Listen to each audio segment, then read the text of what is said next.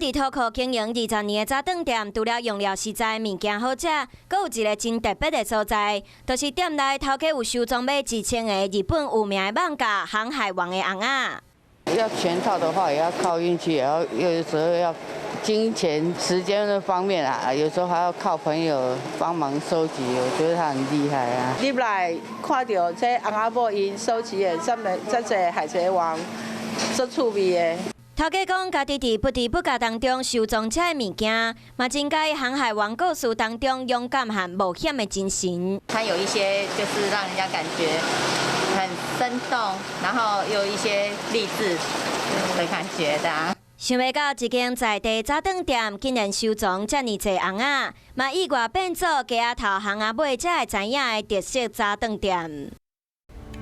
我是陈雅玲，想要跟我一起从零掌握天下事吗？赶紧按下华视新闻 YouTube 频道的订阅按钮，开启小铃铛，跟我一起探讨公共议题，给您最专业的华视新闻。